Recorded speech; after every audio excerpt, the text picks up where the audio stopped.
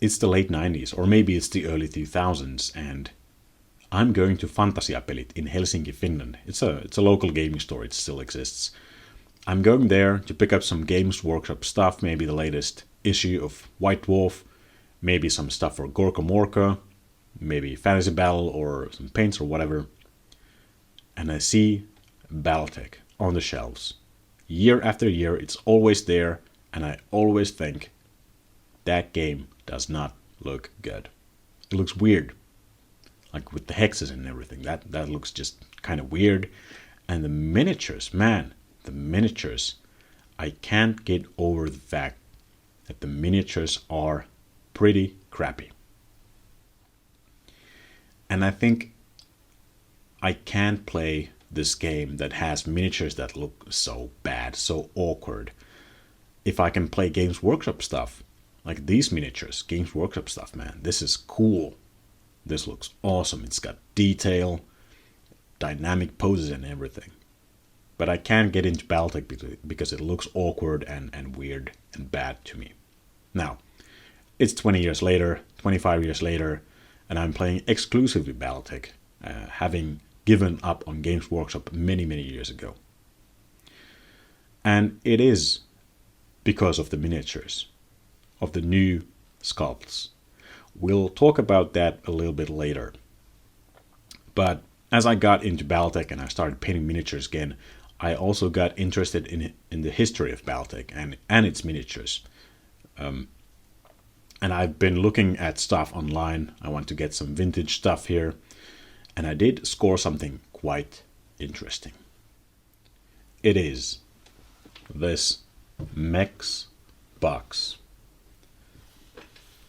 14 BattleTech plastic miniaturen. 14 BattleTech plastic miniatures. This is a Germany exclusive box with some old plastic stuff. And as you can see, this is a true rarity in the fact that it is still shrink wrapped. So this is an unopened copy of the very old Mechs miniature box.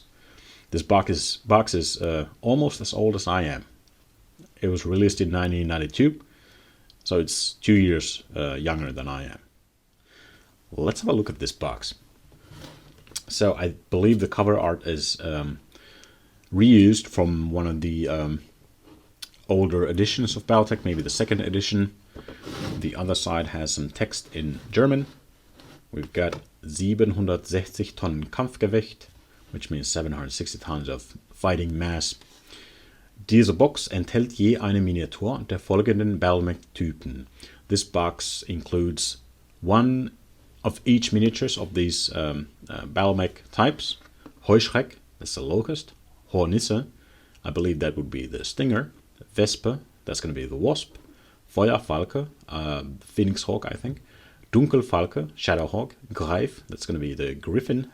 Steppenwolf, it's going to be the Wolverine. Kampfschütze, I believe that is a rifleman. Donnerkeil, that's going to be the Thunderbolt. Kreuzretter, Crusader. Kriegshammer, Warhammer. Schütze, Archer. Marauder, that's of course Marauder. Und Kampftitan, so Battling Titan. It's a Battlemaster. The name of BattleTech in German is BattleTech, Kampfkolosse des 4. Jahrtausends.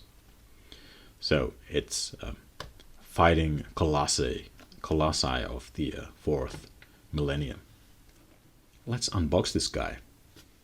So it kind of does feel a little bit wrong to be opening something that's still shrink wrapped from like the 90s, but here we go. I don't think there are very many copies of this product that are still shrink wrapped. I feel that it's very, very unlikely.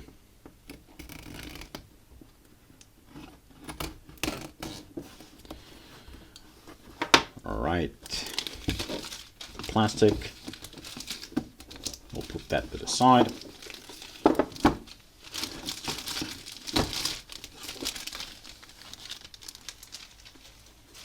So here we go. Let's open the vintage box of BattleMechs.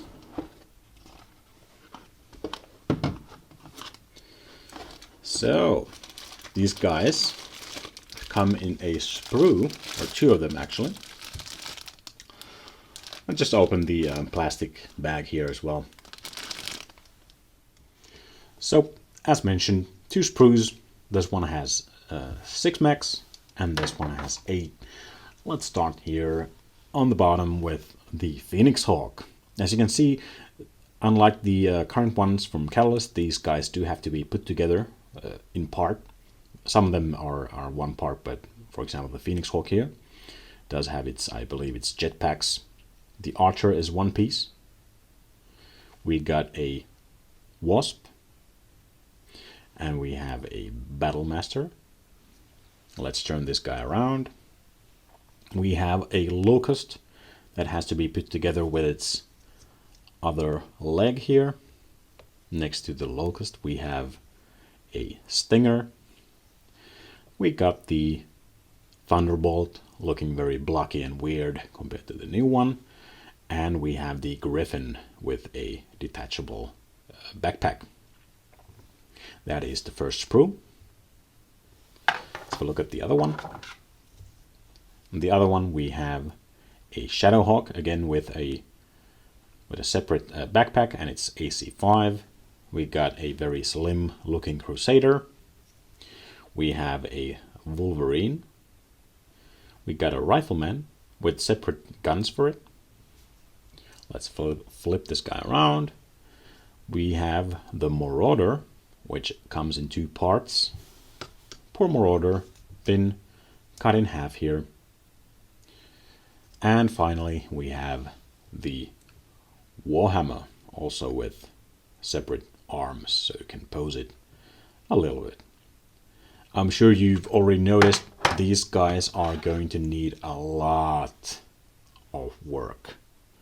Just look at this. Look at these molds, man. For example, the Battlemaster here. Look at this. This is horrible. This is going to need a lot of work to make it look presentable and for them to be even somewhere close to being able to be painted. This is looking pretty shocking. Of course, this is also 90s plastic technology, so I don't know what I should have been expecting, but this is looking pretty poor in my opinion.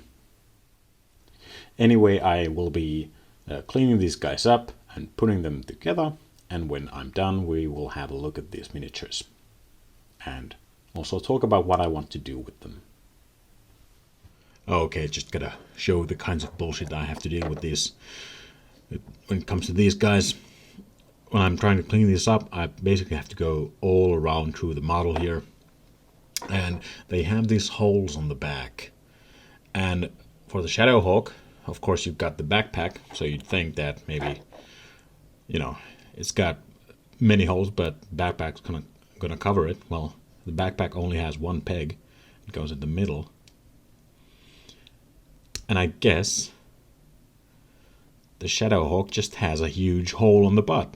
It's got a huge butthole, so that's awesome. But it's not just the Shadowhawk, it's many of them. For example, the Crusader also has these holes on the back. I think I'm gonna have to cover them with the green stuff or something. Another example, the Wasp here with a huge hole on the back. Nothing goes in there. It's still got this huge hole. Another great one here. The Marauder, looking great as ever. Maybe you're noticing something. It doesn't have the other arm, and the sprue didn't come with one, so not sure what I'm gonna do with that. Also, it doesn't really sit perfectly together. And this was in 2 parts. I guess I'll have to use some green stuff on this guy as well. Here we are sometime later with some cleaned up vintage Battle Mechs. These guys were a pain in the ass to clean up. I had to go over every single one of them to get them to an acceptable condition. The mold lines were horrible, and also the bases of these models are really weird. As you can maybe tell, I've tried to cut some plastic out from the base, because without it all of the models would just go like this on the table. It's horrible. Also, the plastic is bizarre. I've never seen plastic like this. The parts that you need to glue together, like the backpacks on the Shadowhawk and Griffin, they just can't be glued on. This plastic does not take glue. Super glue doesn't work. Plastic glue doesn't work. One trick I learned on Facebook when I was asking about these old miniatures was that you could put a little bit of green stuff into the hole for the peg, and I did it for the rifleman, and that does in fact hold. So that's all right. I'm going to be doing that to all of the models here, but I've never seen plastic like this. It's really, really weird plastic. Now I'm probably going to do a couple more videos on these models here. I want to do like a tier list, which models have stood the test of time, which have not, and a spoiler, I think a couple of them are pretty crappy. And I'd also like to do like a bit of a comparison video with all of the new plastics. For example, as a bit of a taster of it, here is the vintage Crusader, looking very much like an anime robot, which it is, you know, it's from an anime. And here's the Catalyst Game Labs Crusader. The vintage Crusader is actually a little bit taller, but the new Crusader is much beefier and, in my opinion, looks a lot more like a war machine. So that's a good example of how the designs have changed, even if, if the details have in fact stayed. But there are a couple of things that I think the new designs could have incorporated, and some things I'm very glad that they did not. So I'd like to take a look at that stuff at some point. Anyway, let's get into the final point of discussion in this video. I want to continue the story that I started at the very beginning of this video. It's decades later. It's 2022. And I'm going to Fantasiapelit in Helsinki once again. But this time I'm going there to pick up some manga by Junji Ito. He's a very famous and very prolific horror manga guy. I think you might have seen some of his stuff online. He has some very famous pictures that pop up from time to time.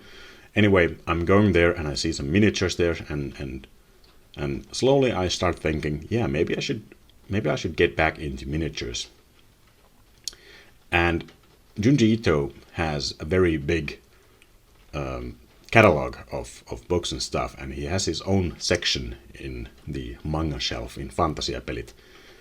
And every time I pick up a new book, I see that on the other side of the aisle, it's BattleTech. The name I remember from 20 years ago, from 25 years ago. And I think, oh, so BattleTech still exists. Well, what does it look like actually now? And I look at the models and I look at the boxes and I think, actually this looks pretty awesome. I wonder what the game is actually like. And here I am, right now. So my question is, are miniatures more important than the game itself? And I would say that they are, in no small part. Because the miniatures are going to be the first impression that anyone gets of your miniature wargame. I mean, it does sound pretty redundant to say that miniatures are important for a miniature wargame, of course, but they are the first thing that anyone's going to see.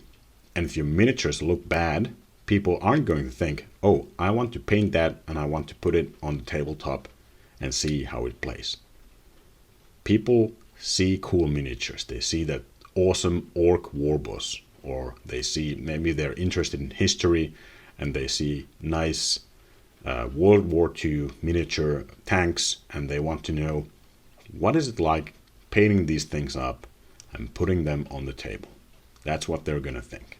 At least a very large portion of the people who are interested in miniature war games. And then there are also the people who don't want to play the game. They just see cool models and they want to buy them and they want to paint them. Those are also your customers. Those are also people who are going to get invested in your IP. So I would say the single best decision Catalyst Game Labs could have done with BattleTech, with the license they got some years ago, was exactly this. Redesigning everything pretty much from the ground up. As far as the miniatures go, the game is pretty much untouched. So huge credit goes to the people who made that decision initially, and of course the people who've redesigned everything. All of the art people and the sculptors and everyone like that.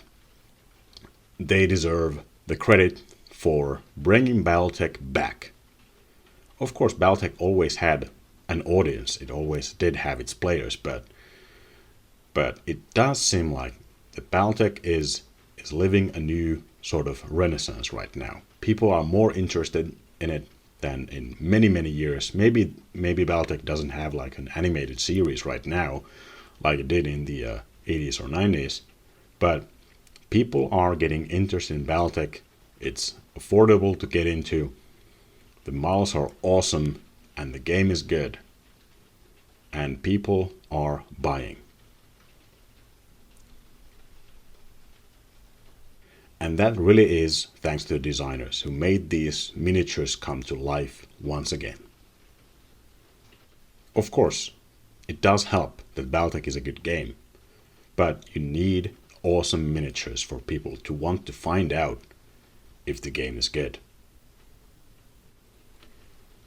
No wonder Warhammer 40,000 is still the most popular miniature wargame around. It's got the best miniatures. I mean, say what you will about Games Workshop, they do have great sculptors. People are going to see awesome models and they want to play the game, and it doesn't matter if the game itself isn't amazing. They want the miniatures. What do you think? Are miniatures actually more important than the game itself? For me, I want to play a good game and I want to have fun with the people I play with. So I want a good game as well. But maybe the miniatures are actually more important. Sound off in the comments below. But other than that, that's pretty much the video. Thanks for watching and see you next time.